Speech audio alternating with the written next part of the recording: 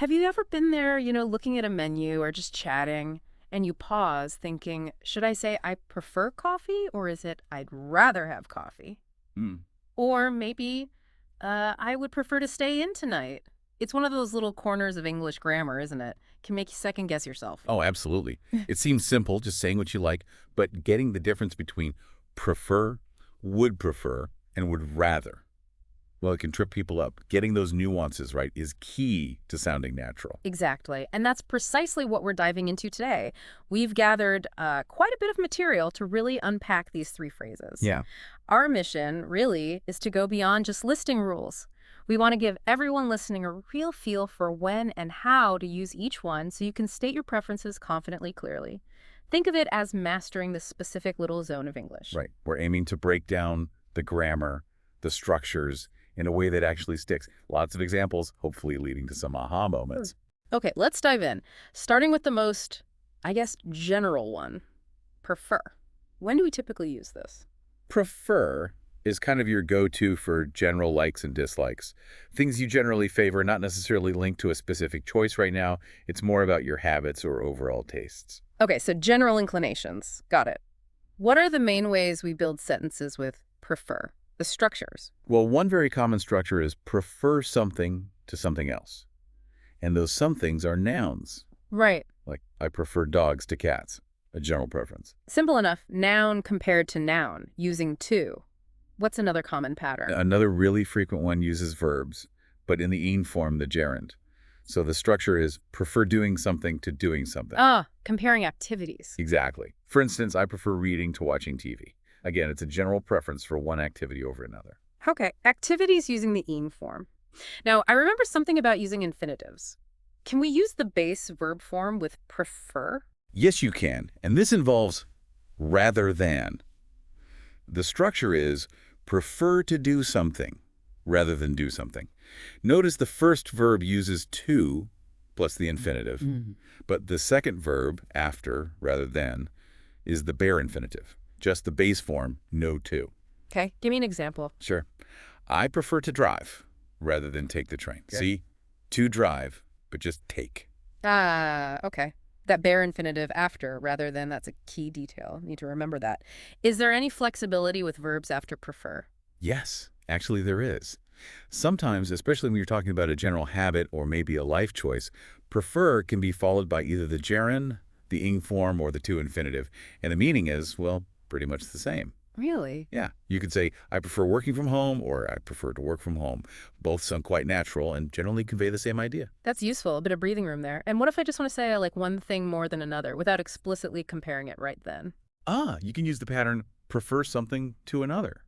It just highlights your preference for one over the other. Like, when I need to relax, I prefer classical music to pop music. Gotcha. Okay, so prefer is our foundation for general likes, habits, works with nouns, eating verbs, and that to infinitive rather than bare infinitive structure. Exactly. So what happens when we shift from general likes to, well, a specific moment, a choice we need to make right now? That's where would prefer comes in, right? Precisely. Would prefer signals a preference for a particular time, a specific situation, what you'd like now, or in this context. It's less about habit, more about the immediate choice. Okay, imagine I'm offered a drink, tea or coffee. How does would prefer work there? In that moment, you'd likely say, I would prefer coffee, please. Or, more commonly, I'd prefer coffee. Here, coffee is just a noun following I'd prefer. Simple. I'd prefer plus the noun. Okay. What if it's about an action? Like someone suggests, shall we get a taxi? But I want to walk right now. Then you'd use the infinitive with to. Actually, I would prefer to walk. Notice it's would prefer to do something. That to is crucial when a verb follows would prefer for a specific choice. Right. So that to is the default when there's a verb involved with would prefer. What about comparing two actions right now, like choosing between two things to do tonight? You could use rather than, again, just like with prefer, but in this specific context. The structure is would prefer to do something rather than do something. Same pattern as before with rather than. Exactly the same pattern. First verb with to, second verb bare infinitive. For example, thanks for the invitation, but I'd prefer to stay home tonight rather than go to the party. Okay, to stay, then just go. And the contraction I'd prefer is common, you mentioned. Very common, yeah. Yeah. I'd prefer, he'd prefer, we'd prefer. much more natural in speech. Got it. So, would prefer for specific choices, usually to plus verb or just a noun. Now, you Okay. mentioned something earlier, a structure for expressing a preference about what someone else does. Yes, that's a slightly different but very useful one. It's I would prefer it if, and then it's followed by the past simple tense. Past simple, even if the preference is for now or the future. Correct. It sounds a bit odd, but that's the structure. You use it to express what you'd like someone else to do or not do, now or soon. For example, I'd prefer it if you didn't smoke in here. My preference is now, but we use the past simple didn't smoke. Interesting. I'd prefer it if you called later. Like that. Exactly like that. It's polite, a bit indirect perhaps, but clear. Okay, that's a handy one for sure. Now, let's move on to our third phrase. Would rather. Sounds quite similar to would prefer. How does this one fit in? Would rather also expresses specific preferences, absolutely. And often the meaning is very close to would prefer. But, and this is important, the grammar is different and it generally feels a bit more informal. Okay, different grammar. What's the absolute key difference we need to grasp for would rather? The absolute number one rule, would rather, is followed by the bare infinitive, the base form of the verb without to, always. No to. Ever. Never. So going back to that walking example, you said, I would prefer to walk. With would rather, you'd say, I'd rather walk. Just walk. Ah, okay. I'd prefer to walk. I'd rather walk.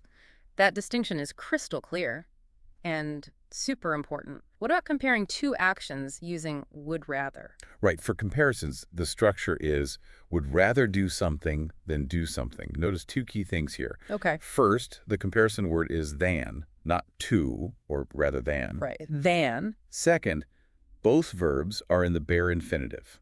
No to anywhere. So I'd rather watch a movie than read a book tonight. Both watch and read are base forms. Got it.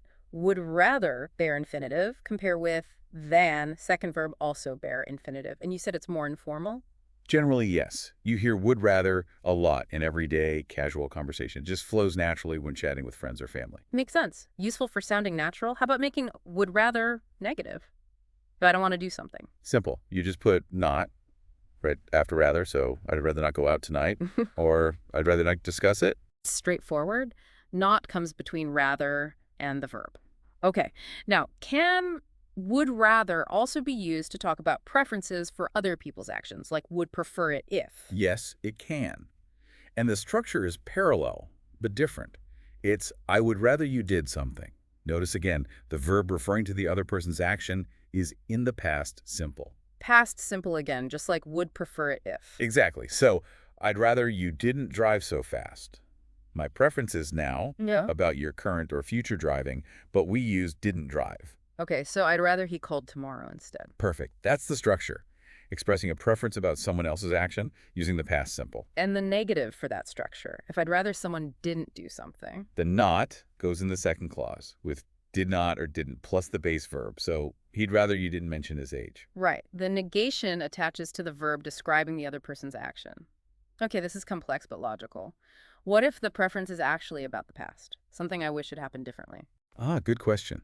If you're talking about your own past actions, you use would rather have done something.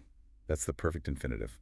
Have plus the past participle. Example. It was a terrible movie. I'd rather have stayed home. Uh-huh. Meaning, I went out, but now I regret it and wish I had stayed home instead. Got it. Would rather have stayed, would rather have gone for past regrets about my own actions.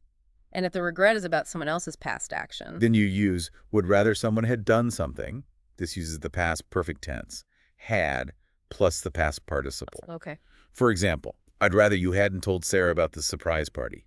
Meaning, you did tell her, and I wish that past action hadn't happened. Wow. Okay. Past perfect for past preferences about others. That's quite specific. Let's just quickly revisit rather than... We saw it with prefer and would prefer. Yeah. Does it ever pop up with would rather? It can, yes. While than is the most common comparator directly with would rather do something than do something, rather than can sometimes be used more broadly to introduce the less preferred option, often functioning similarly to instead of. You might hear, I decided to walk rather than take the bus. It works more as a general comparative phrase there. Okay, so it's a versatile phrase. And just the word rather by itself. Does that do anything? Rather alone is often used as an intensifier, meaning quite or fairly, like it's rather chilly today. Mm-hmm. It can sometimes imply a mild preference on its own in certain contexts, but it's much less direct than would rather or prefer. Right. And can we make would rather stronger? Emphasize the preference. Definitely. You can add much. I would much rather stay in than go out tonight. That adds real emphasis to your preference.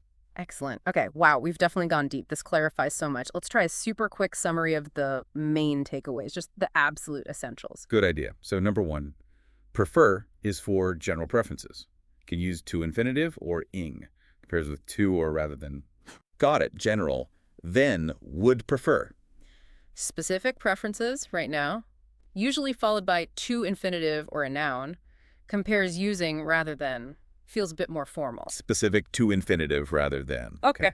And would rather. Also specific preferences, similar meaning often to would prefer. Key difference, always followed by the bare infinitive no to, compares using then, generally more informal. Perfect summary. Bare infinitive and than are the big flags for would rather. Okay, that should really help everyone listening nail these down. Hopefully. Now, the best thing to do, of course, is to listen out for these in real English conversations, maybe in films or TV shows you watch. Definitely. And crucially, try using them yourself. Don't be afraid to make mistakes. That's how we learn. Absolutely. Active use is key. Pay attention to those verb forms, infinitive with to, bare infinitive, ing, and the comparison words, to, than, rather than. The more aware you are, the more second nature it becomes. So here's a thought to take away. Think of one specific preference you have right now, maybe about your evening plans or what you'd like for lunch. How would you express that same preference using both would prefer and would rather? Try phrasing it both ways. Yeah, great exercise. Feel free to share your examples. We'd genuinely be interested to see how you're putting this into practice. And please, if other bits of English grammar are causing you headaches, let us know. We love tackling these tricky topics in our deep dives, and listener questions really help shape what we cover next.